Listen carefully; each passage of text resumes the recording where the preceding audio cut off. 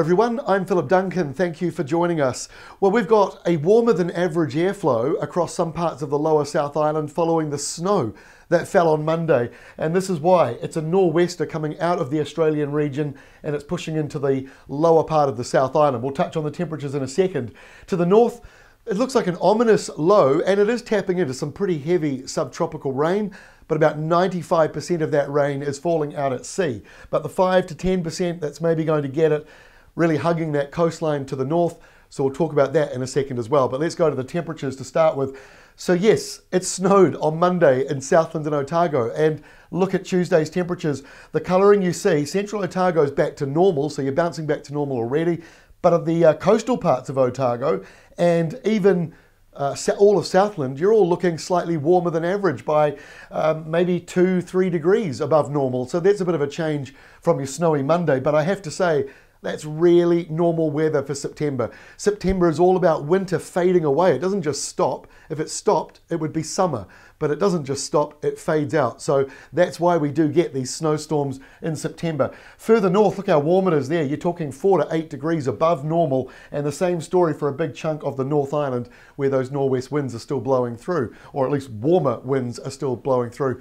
And as you can see from the rain maps, the heaviest rain is really just at the top. Well, you may not be able to see it because it's a very small slither of colour down around that 50 millimetre mark around Whangarei, Great Barrier Island, and then you could be seeing sort of 30, 40 millimetres potentially for the eastern Coromandel, Western Bay of Plenty and East Cape areas.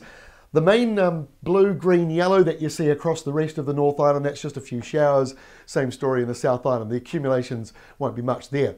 All right, let's have a look at Wednesday. You can see that low. The heaviest of the rain, that's the subtropical portion of it, is coming through around like that. So that's why eastern Coromandel, Western Bay of Plenty could be getting some heavy rain on Wednesday morning. Then it starts to clear away. The wind flows southeast, so those eastern areas will be dry. And for those in the middle who need the rain the most, there is no rain coming for you on Wednesday, and neither Thursday, and there's not much coming actually over the next week. But on Thursday, you can see a cold front coming into the South Island that will be bringing some rain and a temperature drop for you. Sou'westers elsewhere, but it won't be too cold because there's no, it's not a real southerly, put it that way. The sou'westers that are blowing over the North Island, you only have to go down to about Greymouth and they surge off up towards Australia. So that's why it's not really going to be that cold.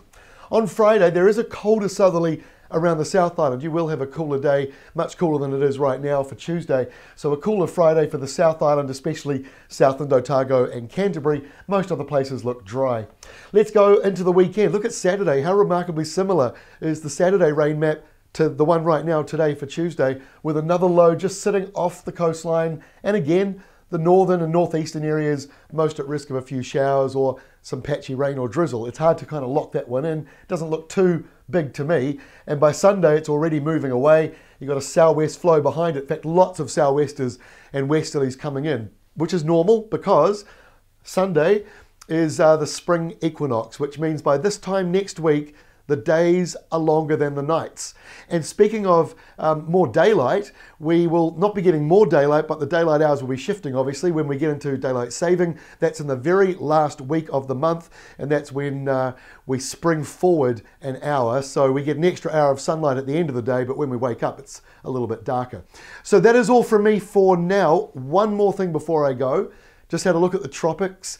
No major storms coming up, but there could be a big rainmaker again around the Philippines and Taiwan for this time next week. Doesn't look like a major typhoon, but it could become one. It could become a typhoon, that is, but hopefully not a repeat performance. All the models indicate it looks pretty weak, but there could be a lot of rain coming. So just a little update for the northern Philippines and for Taiwan. There could be some rain.